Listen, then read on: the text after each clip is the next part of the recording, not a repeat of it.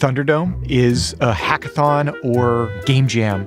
At the time the first Thunderdome happened, ARAM was already a thing built by our community, and it was something that dozens of rioters were playing every day. We loved playing with the house rules of only going down mid lane in Summoner's Rift, but ARAM as a custom game had some problems. It was just kind of frustrating to set up. You had to go through the custom game browser, you had to make sure everybody knew the rules, you had to make sure people respected the rules, but you could never really guarantee that you would see it all the way to the end. The hope going into Thunderdome first was, can we even do this in 3 days? Basically, by the end of day 1, we had our playtest up and running. On the second day, they started doing balance tuning. You spent days 2 and 3 just playing the game and gathering people who would walk by and having them play too. And that generated so much buzz. You could just hear from people who were sitting on the computers how much they were enjoying the experience.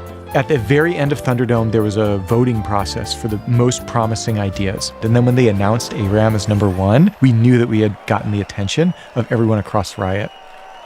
After the Thunderdome happened, it kind of like hung out in unknown limbo land for a little while, and then we got the opportunity to pick it up as a side project. We only were given 6 weeks, and so we'd work on different things about the game at the same time to be able to make progress. We decided not to use Summoner's Rift, but instead to use the tutorial map. Proving Grounds. League's art style when we started, it was pretty rough. We would have these giant brainstorms of all the words that define League's art style into one. It came together pretty quickly after we had Lysandra as matron saint of the map, and that narrative helped us really work with a vision. We arrived at a Grimsy, which was aggressive whimsy.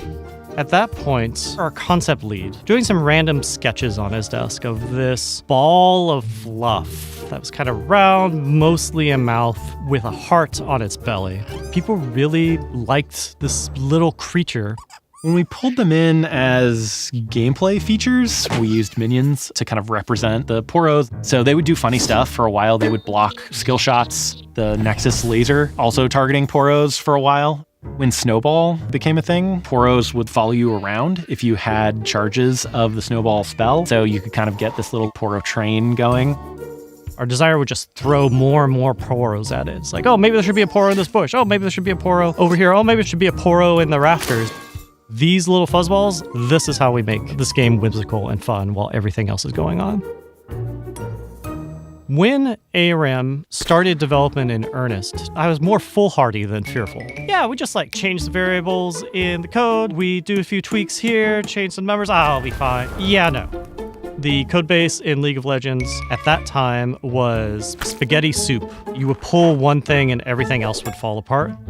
About week 3, we were still pulling our hair out to try and convince the stupid engine to let us have only a single lane with minions on it at a time. There were issues with the map just being longer than Summoner's Rift, and that changed the timing of a whole bunch of things. We tried to make things more balanced by changing the amount of gold that the player would get ambiently, and that was throwing off the balance of characters.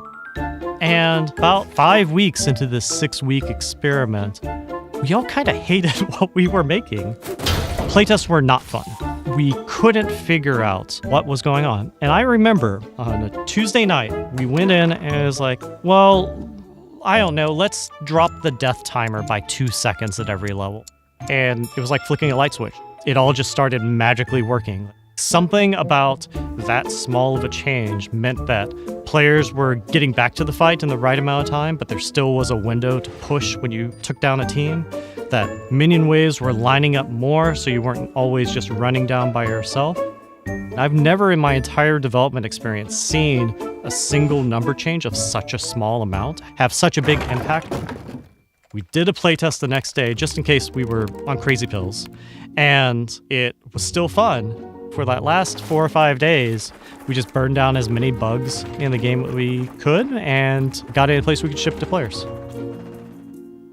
Players were surprised. It was kind of just shadow dropped in the patch. We didn't even refer to it as ARAM at the point. We weren't sure what to call it because we didn't want to call it the Proving Grounds anymore, but we did end up calling it the Murder Bridge for internal playtests. It just stuck. And all of that came from just a few players coming together and playing something that they love.